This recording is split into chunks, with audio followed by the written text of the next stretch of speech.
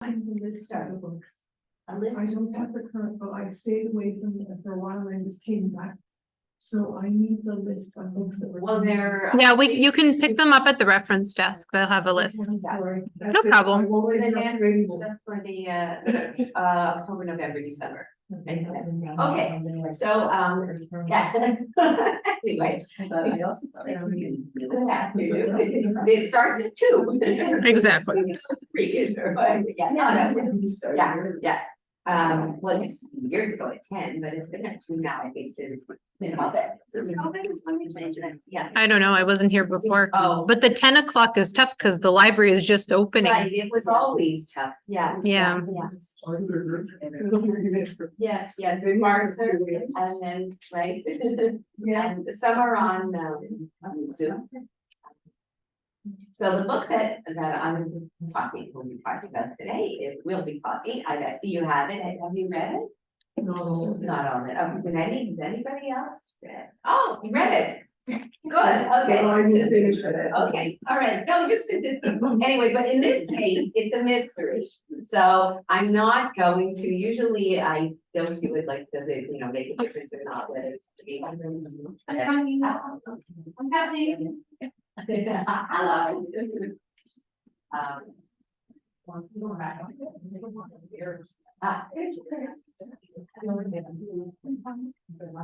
Because the mystery, I don't want to.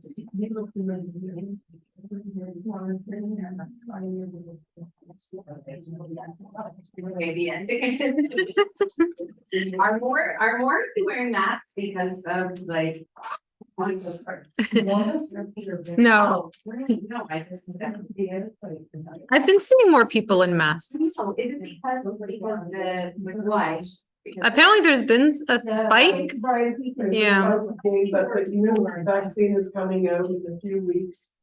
Yeah, but the cases are up threefold. But they're going to be offering vaccines here in Cote-Saint-Luc at the end of September. Yeah. Yeah, so Oh, they are? yeah, Where? in Trudeau Park, Oh, from what I read. You can, with the flu at the. no, just Just the COVID. And is it the new COVID or? Yeah. I'm assuming. Okay, so they usually right, yes, up to date with this, like where It's a newest strain, year that's right. 3, right? No, it's this is a Wow. combination, the newest vaccine is a combination of 3 of these strains. Exactly. Yeah. Yeah. I don't think it's coming September, I think it's only coming October. Yeah. That's, Okay. All right, so Jane Harper, I did, well, a number of years ago, her first novel called The Dry, and I don't know if anybody remembers that. Did maybe, yeah, would you have been here? Oh, yeah, I remember it. Australia, in Australia, yeah. Yeah, She said it in, and this was her first book. It was, I thought it was great, and as I was just saying, I don't usually read mysteries, but, I had read reviews and they said this is really, a very well-written mystery, and it's very provocative, and I liked provocative, I like these, like mysteries that come with, what's the word, the genre, is it noir, maybe, that's what you call it? Yeah, so, we did that, and then she's written in between three other books, and now this is her most recent one, the one that I'm talking about today, called Exiles. So I thought, okay, I read one of the ones in between, but I can't remember which one. I'm such a terrible memory for titles and names. But in this book, in The Dry, she introduces her federal agent, Aaron Falk. He's her detective, although he works for the Australian, for the police, the federal police service, but he's in the financial section, meaning investigating fraud and those kind of cases. But he also gets, it seems that in her series, she has him investigating murders and disappearances, and it's not the financial stuff that he's doing in the books, but that's his official job. And so in the first book, just to, well, you remember it and you said you I read it remember part of it. vaguely, but so let me just, I'll tell you what she, so the first one was when she introduces her character, this detective, and it's nice, I think, in detective series, which I think, I don't know, do many of you read, do any of you read? I'm not crazy, but Yes, the history, so I'm gonna try this. yeah, I mean, because it's like, it's a novel, it just has that's just part of the plot, so we have to keep remembering that they're good, and when they're well written, they're wonderful, you know, Agatha Christie, and I remember as a teenager, I loved reading Georges Simenon, we had to do it in French one, but I read the rest of them in English, and these movie and the Scandinavian detective series now, they're very popular, Joe Nesbitt, Nesbo. Joe Nesbo, and others, and we've done the Swedish Beartown and Bachman. Frederick Backman. Frederick Backman also has, I mean, they're not so much big stories, but you know, there's in Scandinavia. So this is Australia. Until now, they haven't been there hasn't been anybody, and with the drive, the author, Jane Harper, as she says in an interview, her life changed overnight because this was from an interview in The Guardian, the British paper, The Guardian. And she said, when most people's lives change, it's usually in small increments. Often you look back and you realize that you're not the same person you were 5 or 10 years before. Well, kind of a given, right? But less common is the story of an overnight or almost overnight transformation. One week your life is a certain way, then something happens and almost immediately it's completely jaw-droppingly different. This is what happened to me, said Australian author Jane Harper. And what was it that happened? That in May of 2016, when this book was published, The Drive, she became a publishing legend, an Australian publishing legend. And what happened to her still remains, though, the dream of many writers. Because, you know, most writers dream, or many writers dream, to become a success, an overnight success. Rarely happens. But in this case for her, it did. And she says, the drive completely changed my life. It was like night and day. My life before the drive and after the drive, Harper says. The lives are really different. There wasn't even a gentle transition. It was clearly defined. I wrote this book and then suddenly everything changed for me. She wrote her debut novel around her day job because her day job was a journalist. So she was a writer. She had a background. It's not that she'd never written anything before and, you know, did something totally different and wrote this little novel on the side. I mean, she did write the novel on the side because her day job was working for a paper, the Australian paper, the Herald Sun. But she really was a writer, and she was a writer, and she wrote well. And she thought, okay, let's see if I could write a book. And she submitted the manuscript of The Drive for consideration to a publisher. No, it was actually for a literary award, an Australian literary award, for best unpublished manuscript. And the rest, as she says, is history. She said, it did take a bit of getting used to because 2016 was a big year for me. And it all happened at once. Because the year before it came out, I got married, and then when it came out, I had my first child. And she doesn't work as a journalist anymore because she's become a writer full time. And to come to think of it, this was published in 2016, and now it's 2020. This book, Exiles, was last year, so it's 2022. So in 6 years, she has 5 books, which is pretty impressive. Which is probably due to the fact that she worked as a journalist. So she's an experienced writer. So, you know, she knows how to do this and how to do this under deadlines. So it doesn't necessarily mean that you can write books, because books, I think, you know, it's not like journalism where you can write a story on something or you're given a topic. And a book is, you know, it's especially novel fiction, you have to create. So she said, that's what happened to me.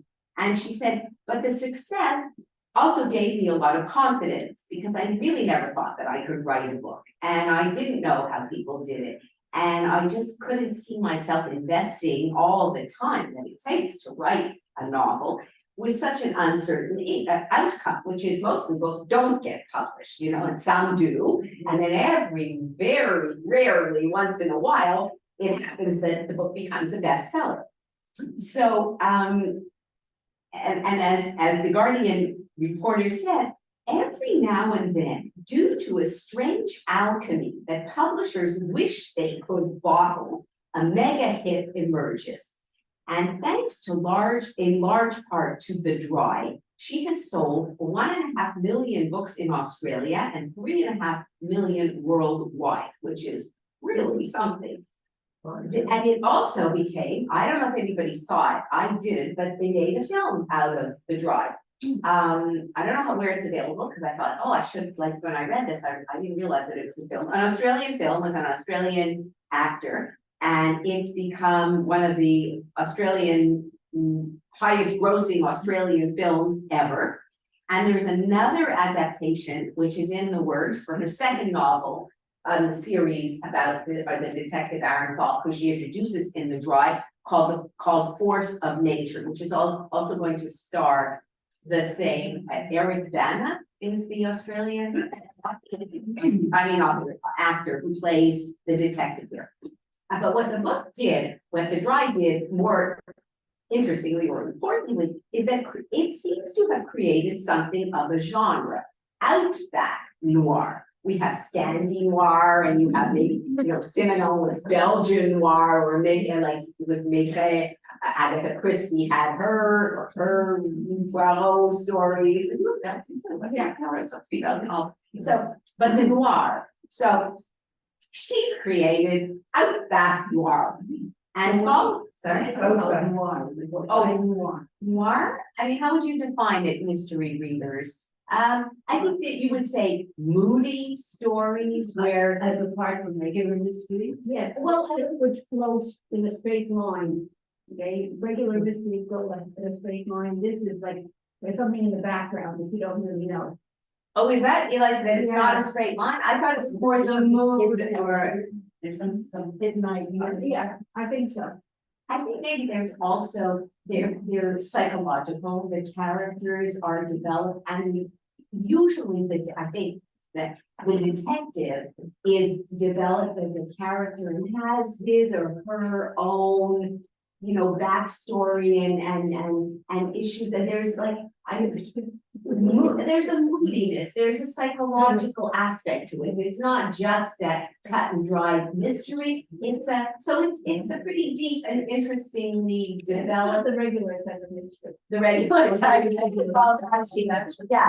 Yeah, like a whodunit, right? And who did it, and you can have the detective or the investigator or whoever the main character developed. No, Yeah. no, that's supposed to be done. Say that again. I'm sorry.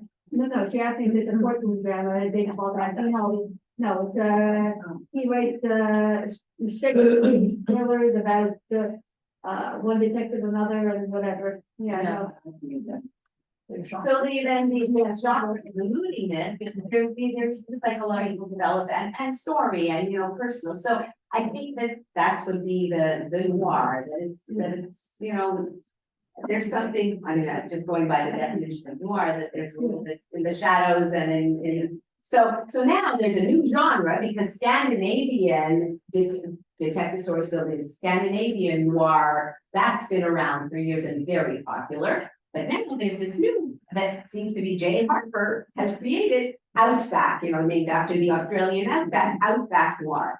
Following the success of The Dry, a whole wave of mystery books set in small town Australia have taken over bookshops. Isn't that interesting? So other writers, Australia is a big country with lots of writers, so apparently after that, they inspired a lot of other writers to submit their manuscripts for publication.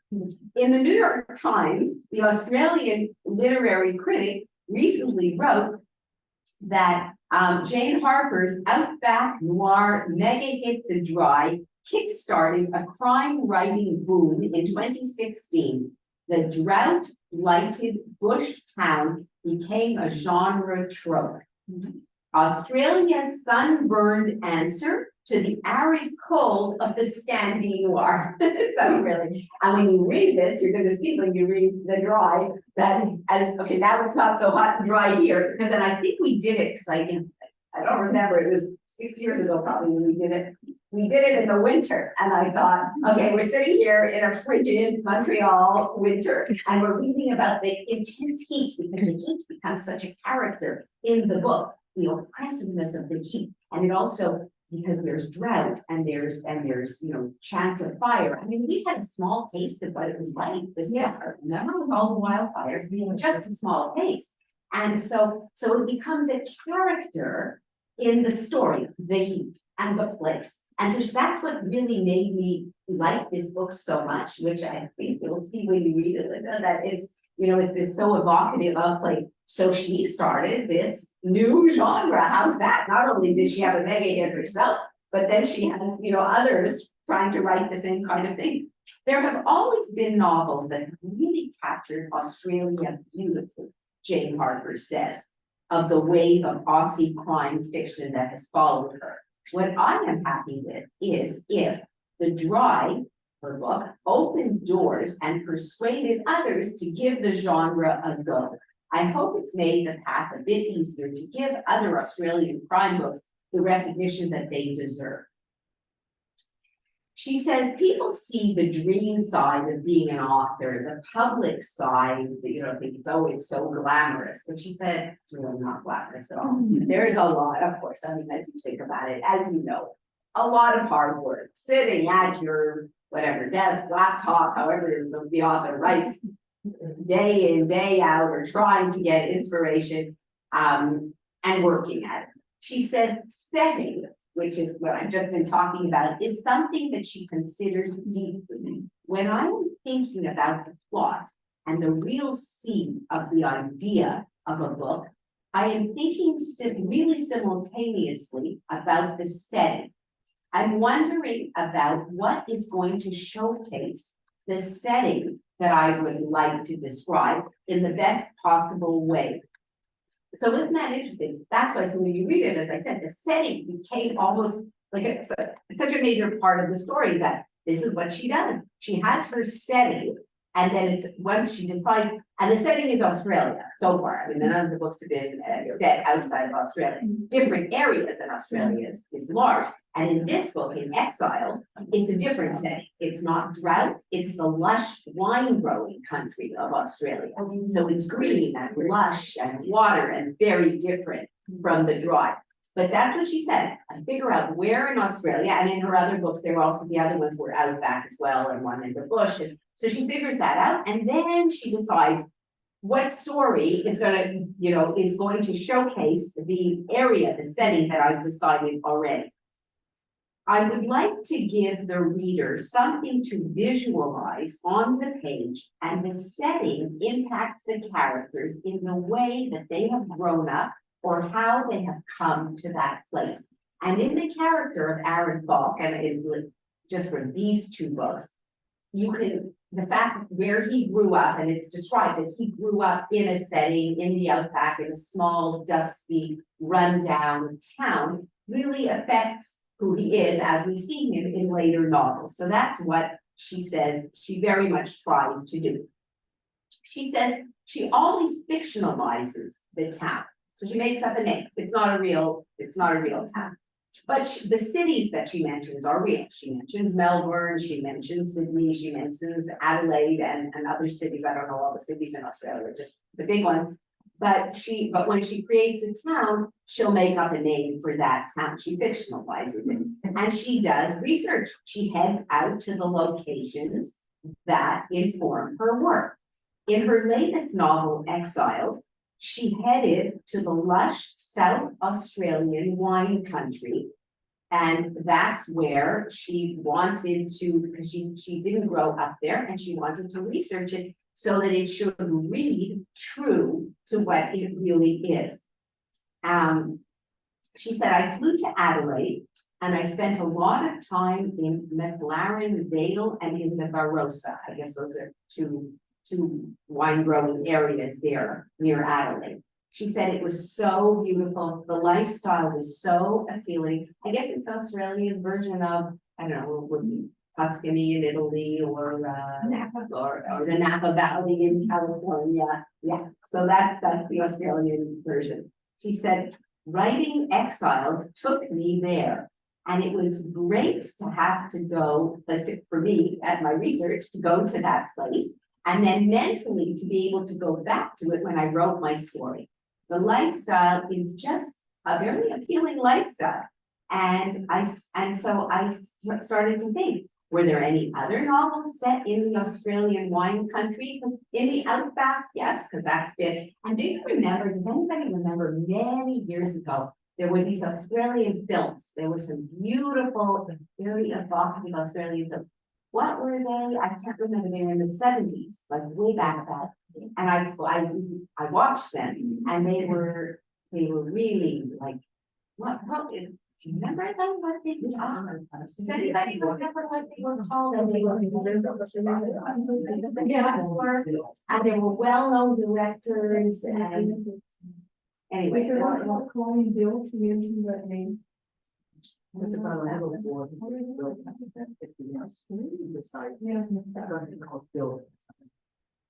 I don't think that was Picnic at Hanging Rock. Does anybody remember that one?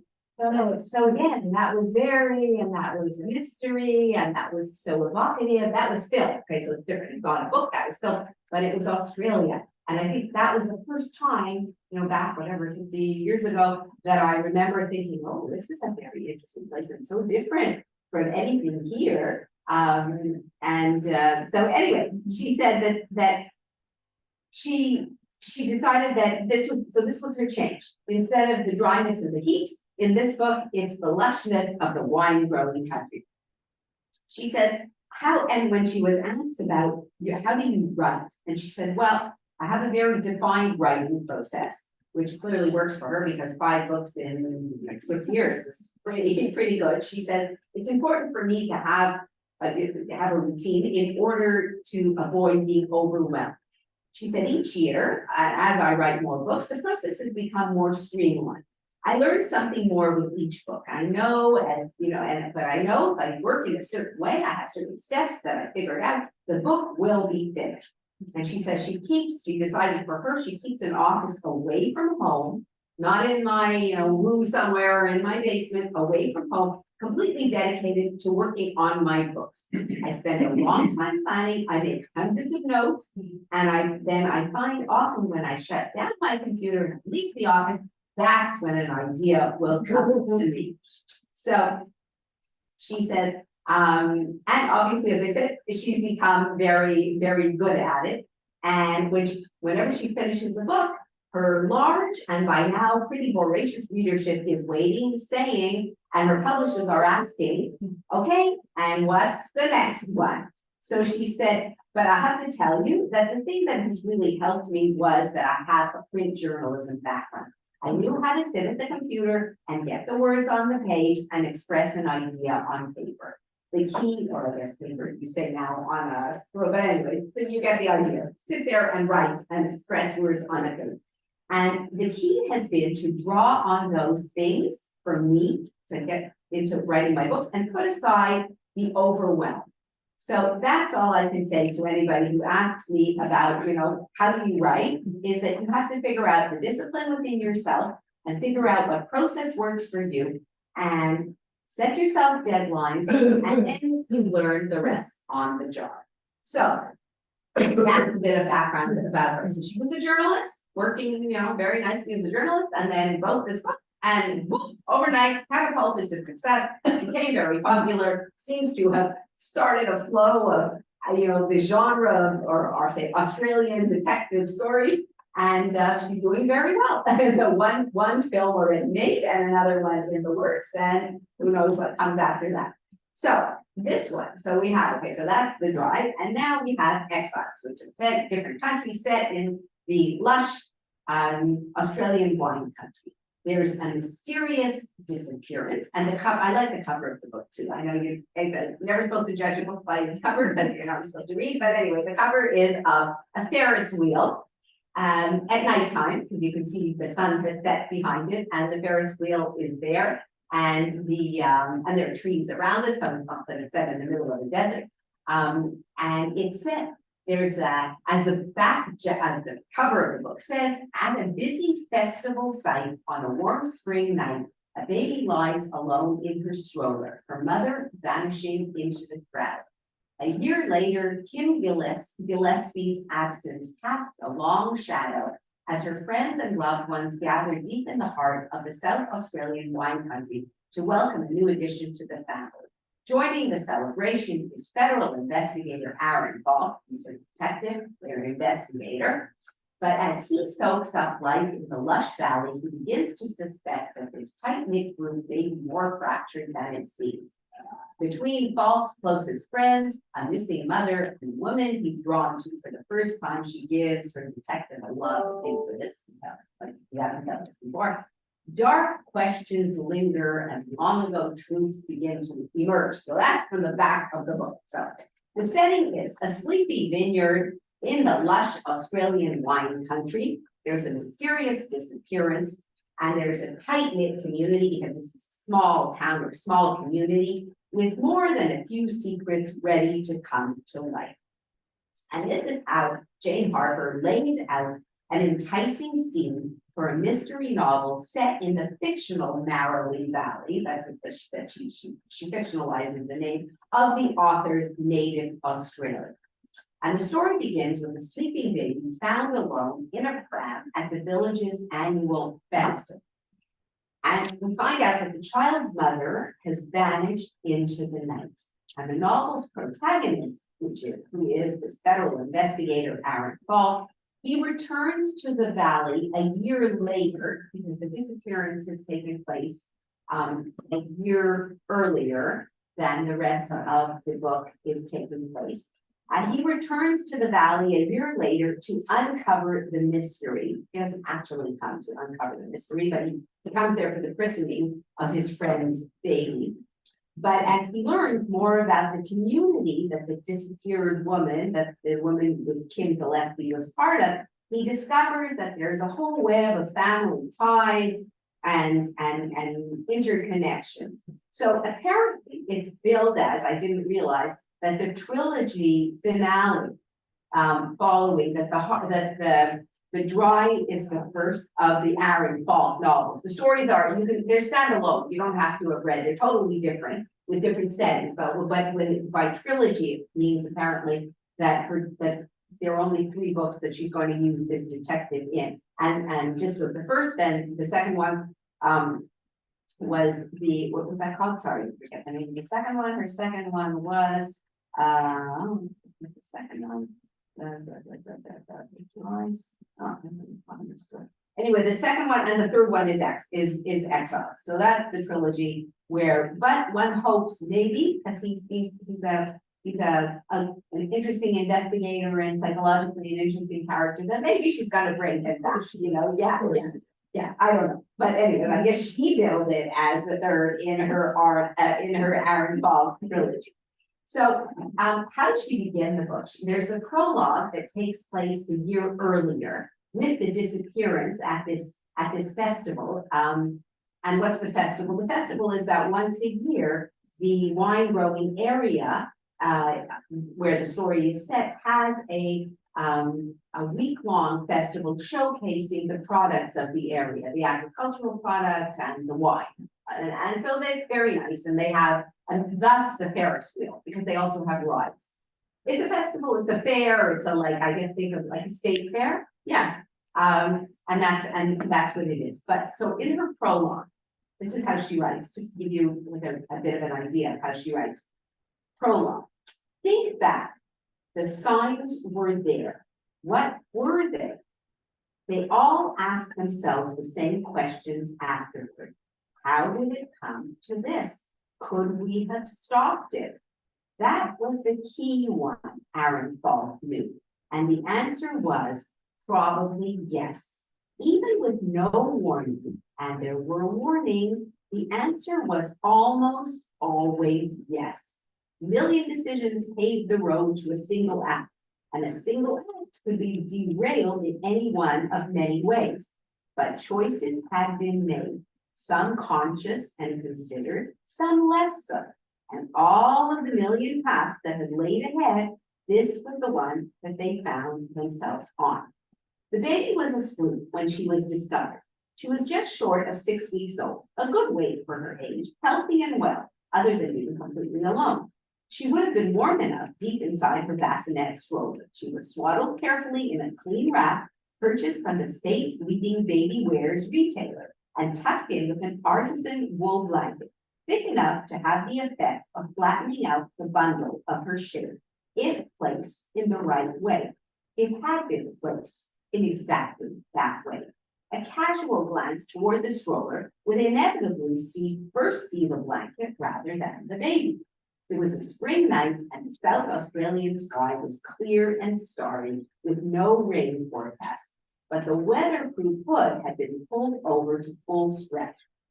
A linen square normally used as a sun shield was draped over the opening between the hood and the stroller. A casual glance would now not see the sleeping girl at all.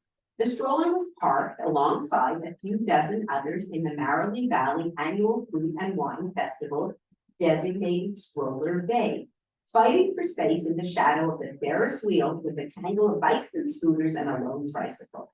It had been left in the far corner, the foot brake firmly on. And it was to go, and it's 10:30. By 10:30, most people had left, the families, because it was a very family thing, who'd been mixing wine and cheese and carnival rides, decided that they had celebrated local produce enough for one night and left. By a little after 10:30, only one stroller and the assistant electrical technician's bike were left. And so this technician comes by and he's the stroller and he's the last guy on the grounds. He walks over to the stroller and he bends down and he peers under the hood. And then he sees, and then the baby sees this swaddled bundle move. And he pulls out his phone and he makes a phone call. The baby's name is written on the label of her onesie, Zoe Gillespie. The family wasn't local, at least not anymore, but the festival director and the responding on-duty officer knew both parents by name. Zoe's mother's phone rang from the diaper bag stowed in the shopping holder underneath the stroller. The tone shrilled loudly in the night. The zip bag also held a set of car keys and a purse complete with ID, cards, and cash. So the technician runs out into the visitor's parking lot and he sees the car, a family sedan matching the make. On the key ring was one of the few remaining vehicles. Then Zoe's father's phone, he calls Zoe's father, and Zoe's father comes to the restaurant, and they search, and where has Zoe's mother gone? The father apparently had gone with his parents to a restaurant, 15-minute walk from the festival grounds, and they call him and they say, "We found the stroller with your daughter here, but it was all by itself. Where's your wife?"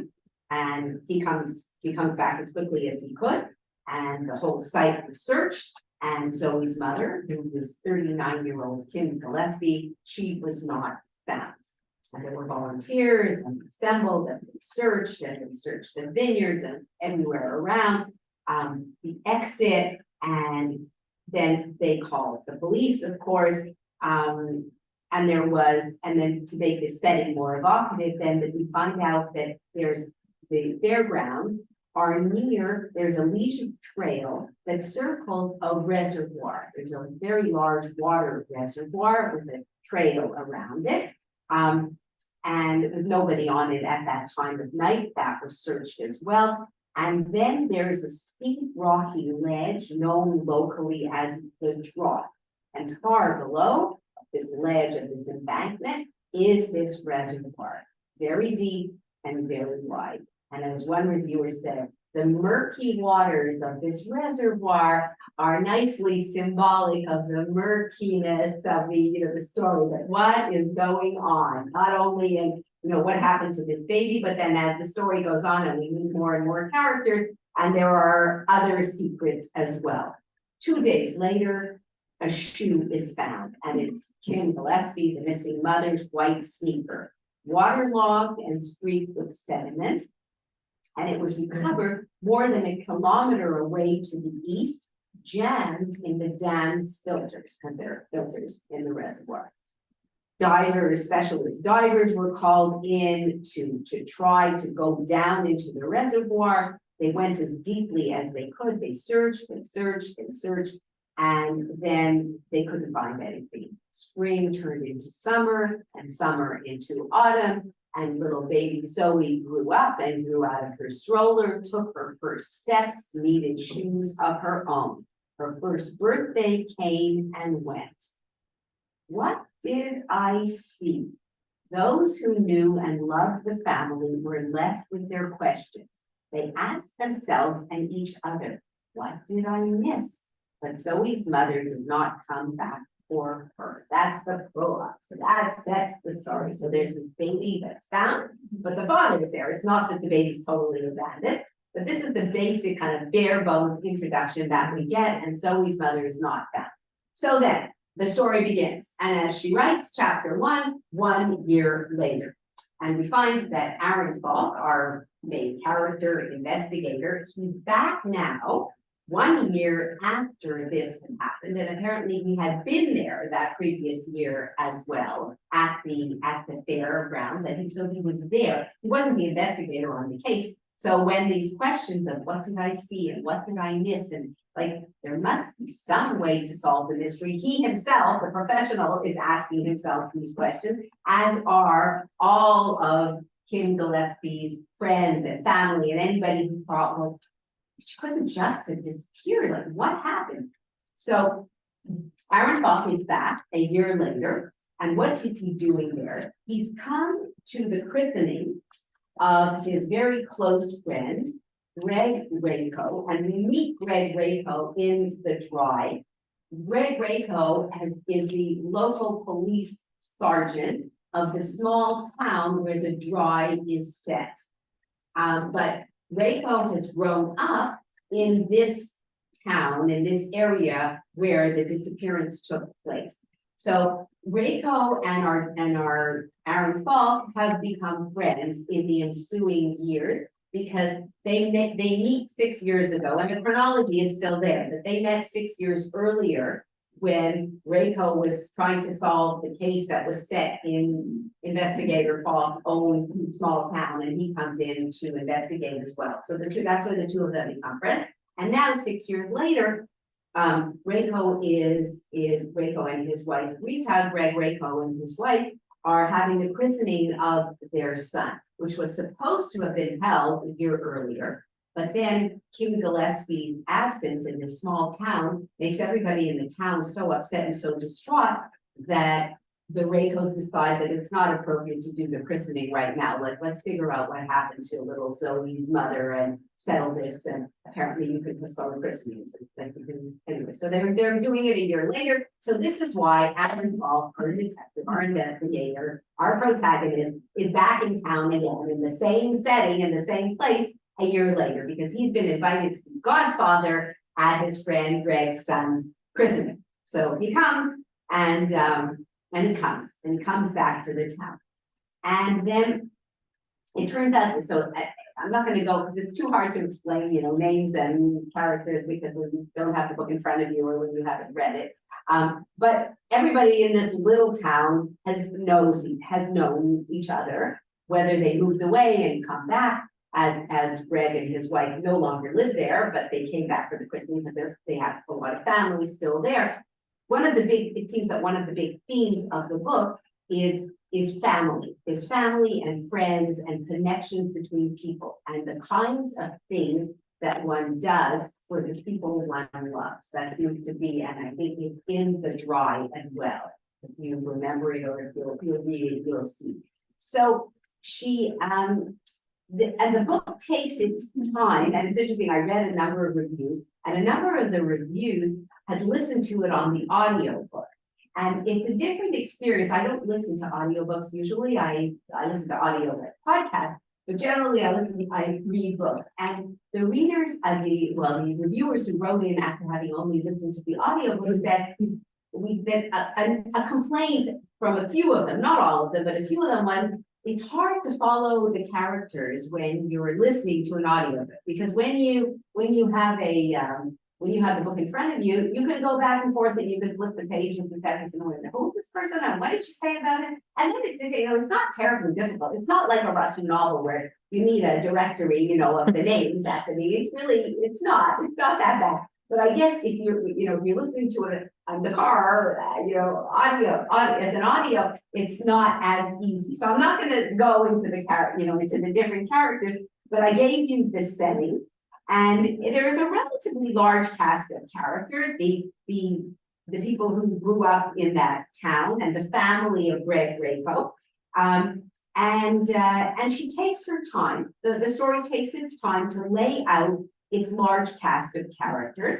Notably, of course, among them is the protagonist, Paul, who is a very a shrewd, a reserved man, a policeman, investigator, but who now works is a financial investigations. It's financial crimes that he investigates. And he works in Melbourne, and so this is not his usual place. But so he's an outsider to this close-knit community, but he's welcomed into it because his good friend is Greg Rapo, who grew up there, and Rapo's family is there. And it turns out that Rapo's brother, Charlie, at one point was married to the woman who disappeared, Kim Gillespie. They split up a number of years earlier, and she has this new 6-week-old baby with her new partner. And she and the new partner also no longer live there, but that's the connection. So you've got these characters who are interwoven. Kim Gillespie, the missing woman, who was once an entrenched member of this community, we call it the Marley, I don't know if that's the town, I guess the town around which this wine growing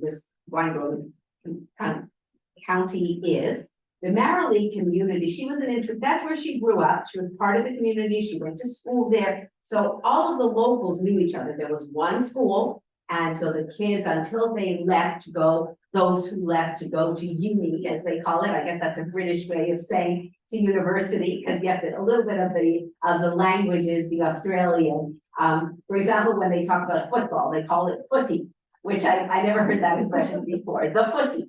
So first I thought, what? But then I realized, yeah, it has to be football because it's soccer, because that's what fits in. So there are a few words. But anyway, so the kids are all, and that becomes also an important part of the story.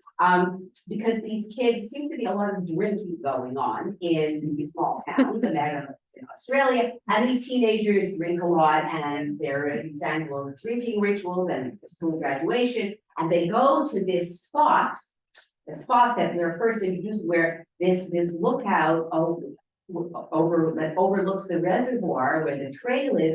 There's a little hidden path there that is a pretty well-known area where teenagers go to hang out and to drink.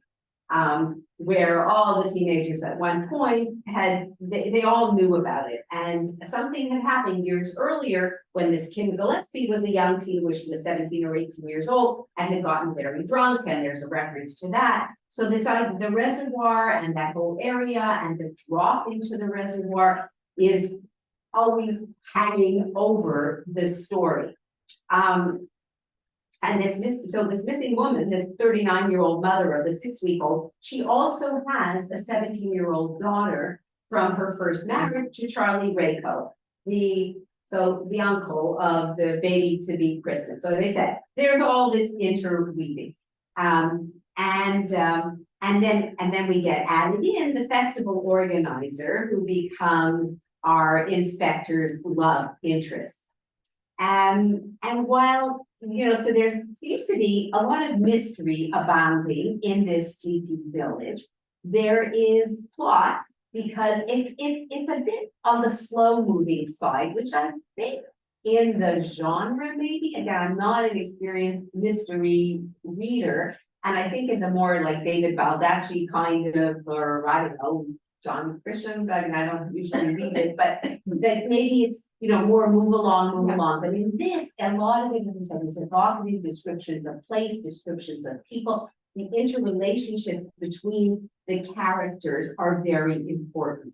So you have, and we also find out, not just one crime, so we have the main one is in the prologue, this baby whose mother has disappeared.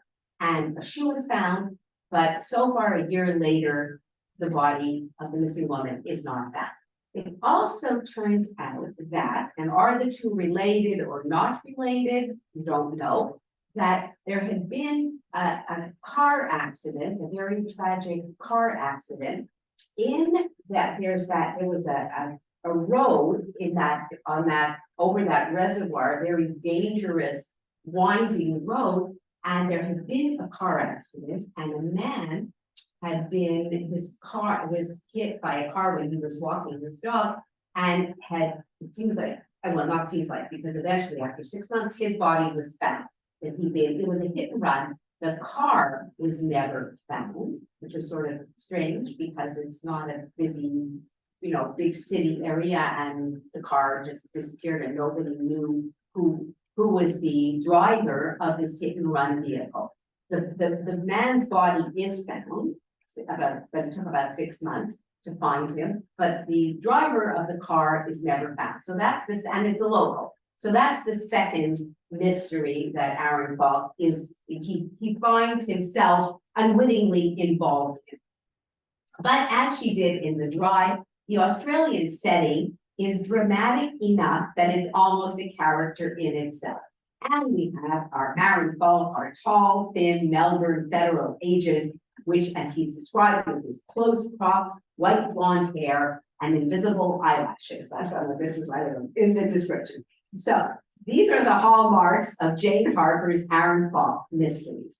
And we met Aaron Falk 6 years ago in 2017 with The Drive, and he was 36 years old then. So figure he's in his early 40s. He's 6 years later now. And as I said, he's working in the financial division of the Australian Federal Police Force. And which again apparently makes sense because the author Harper was coming to thriller writing from a police reporting beat at the Herald Sun in Melbourne. So the business reporting, she also covered financial crimes and frauds and those kinds of stories. So maybe that's why she has her detective working in that kind of job. Oh, the second book was called Force of Nature. That was published in 2018. And then she wrote in between, as I said, 2 other books, which were not part of the series. One called The Lost Man, which was critically very acclaimed, which I didn't read, I don't think, but I think I would like to read it because it's a very good book. And another one called The Survivor. So those weren't part of that series. And now we have Exiles. So it's not, you don't have to have read the other 2 books in order to appreciate this, but I guess it does enhance the experience. So it's good that you're reading The Drive because you meet Aaron Falk 6 years earlier when, he's starting out, and the friendship between him and Greg Rayco, who is the policeman in the small town where Aaron Falk grew up, that's where their friendship started. So that's how the connection is. And now he's back here being the godfather at Rayco's son, christening. So whereas The Drive was set in Kiwara, a fictional farming community in regional Victoria, 5-hour drive from Melbourne, the title refers to the drought that was raging, as I said, in the area at that time, which sucked the life out of the local economy and created that imminent threat of wildfire and drove everybody a little bit mad. And that's the feeling of The Drive. So here, different, as I say, different setting because it's lush and it's wine and it's, there's people, if they're driven a little mad, it's not from any fear of dread. But in this book, the scorching heat and the effects of that heat are never off the page for very long. And it seems like environment and weather are always key players in Harper's work. She says setting is important. And so you have in Exile the lushness and the vineyards and the green and the water and the mountains and the forests and the reservoir. That's also not off the page for very long in this book as well. And So, she right away established in this first book that her detective Falk was no debonair James Bond type, but he's a thoughtful, compassionate man. And maybe that's also part of the, what's it called, the genre of noir mysteries, that the detectives, inspectors are usually thoughtful and compassionate people who think, who give so much thought to things, and that's why the psychological aspect of these kind of books make them more than just a regular, whodunit kind of thriller. He is unmarried. He's still unmarried when we meet him here. He's a bit of a loner, although he's very good friends with Greg Rayco, the other policeman, whose son's christening he's going to.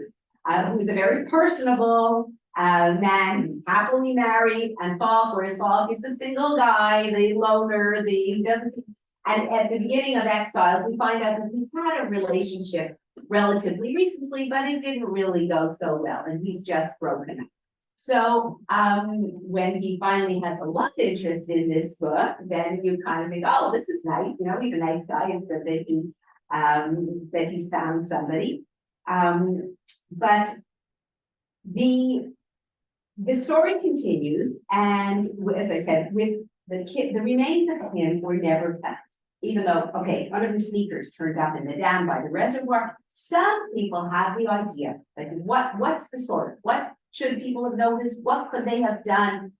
When they were blaming themselves about what didn't we see? What should we have picked up on? Because there was this idea that she was suffering from postpartum depression, and then they find some prescription.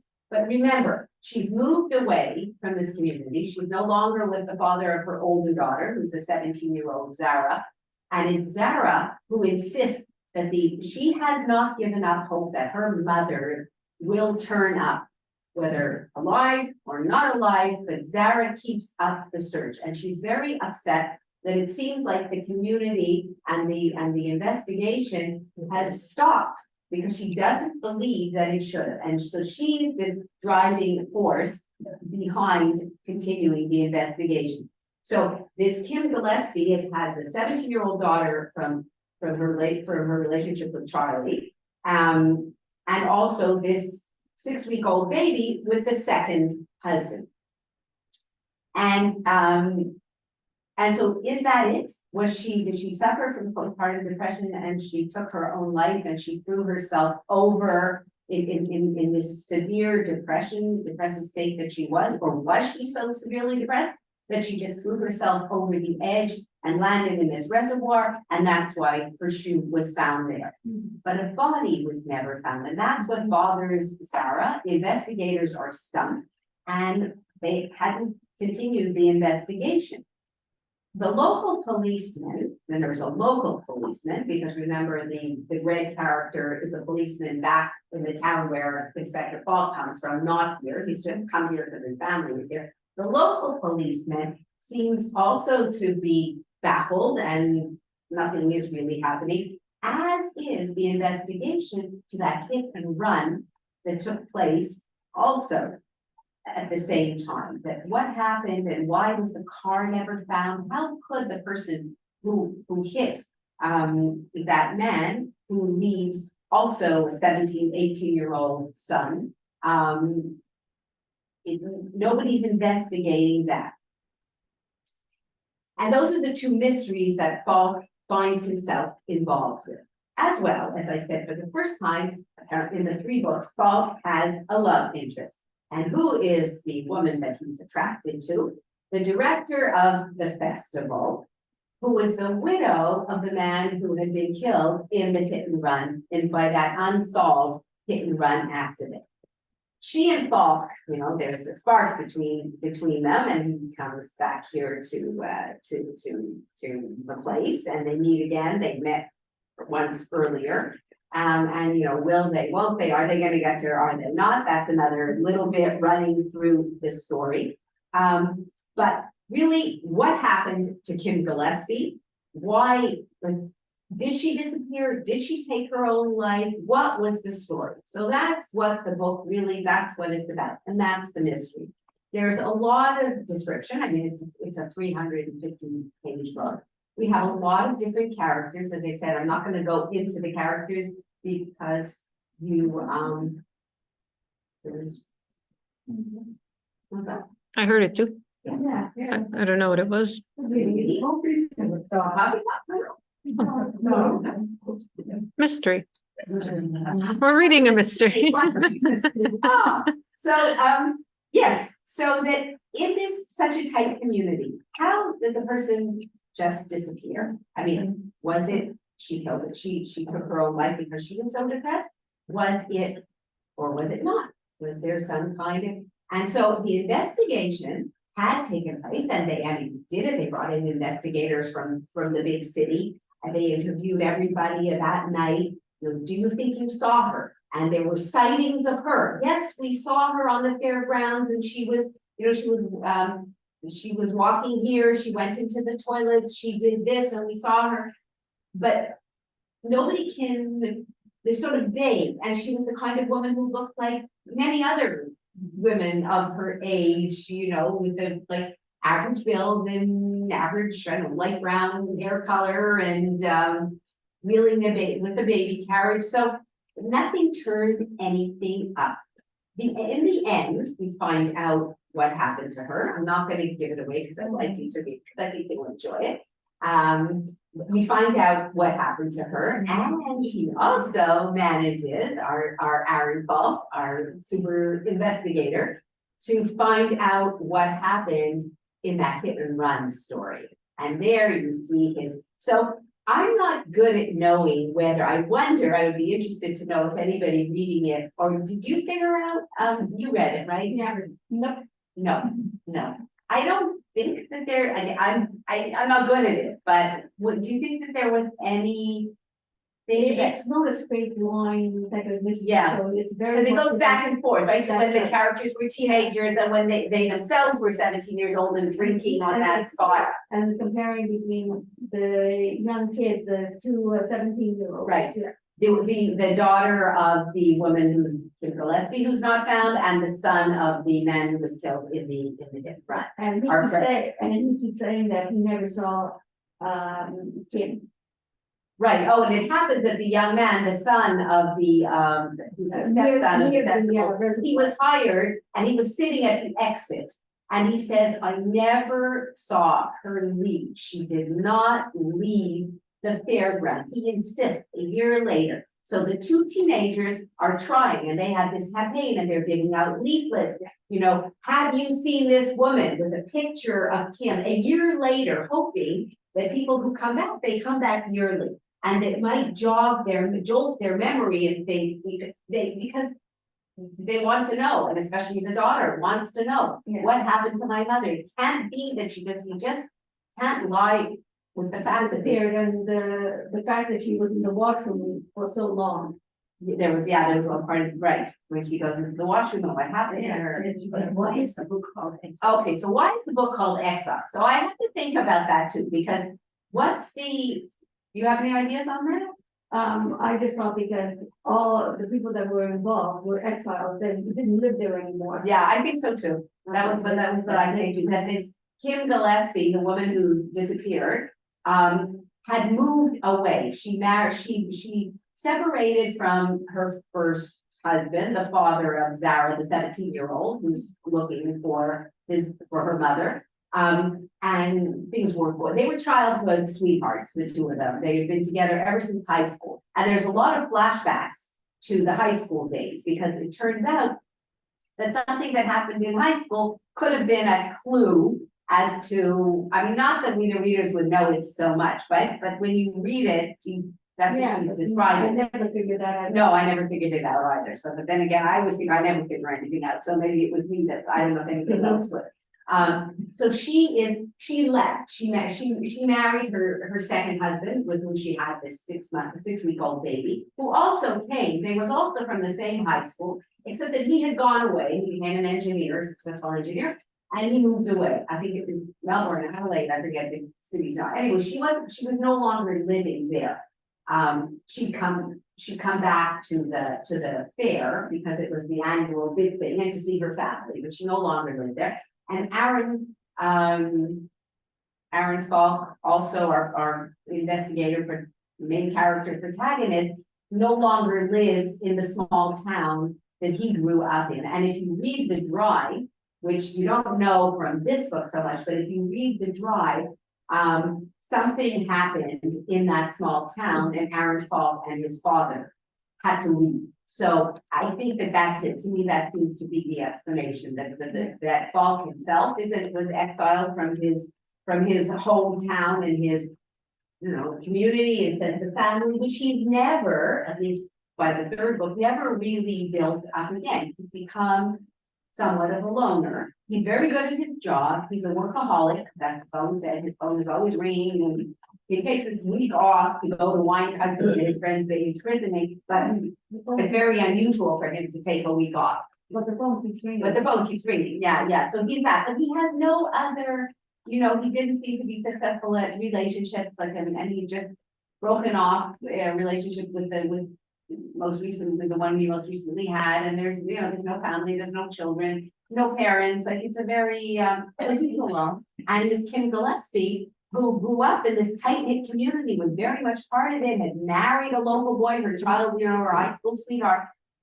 She too, something happened there, that relationship ended, she remarried to another local guy, except that they didn't live locally anymore, and she had the second child with the second guy. So they were, I think that's it. I think they're the exiles. Exiles from their home, from their community. And what she, I really think what she tries to do, besides description of place, present a mystery, two actually, which both are solved, as said, by the end, in her very engaging and accessible style, setting the scene here with her usual deftness and skill, and I think drawing us readers in with the vivid descriptions and her very palpable sense of place, which, as she said, she always wants the place to be very important. Maybe the pacing and the structure is a little slower than, you found it also. Yeah. Okay. So, and I didn't read the middle one, I don't think.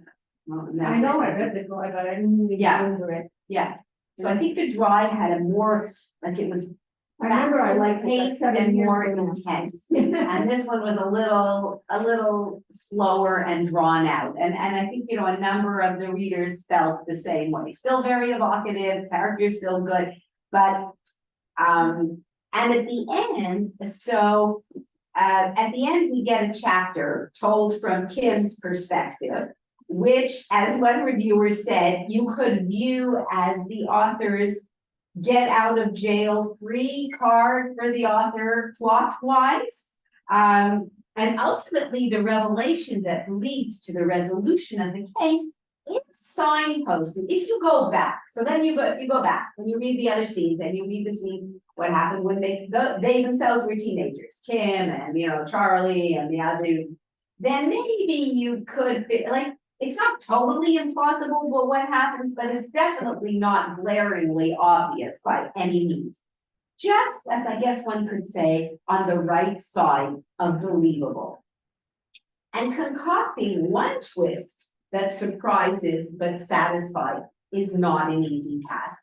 But she also has this parallel mystery running, which is the one of the the hit and run. Whereas why didn't they find the car? The body of the man they did find, but why not the car? Like somebody covering something up. Somebody is covering it up. And we think, is it the local policeman? Was he covering it up because he doesn't for whatever reason he's connected, or did he do what I don't like? That's what you think when you're reading it.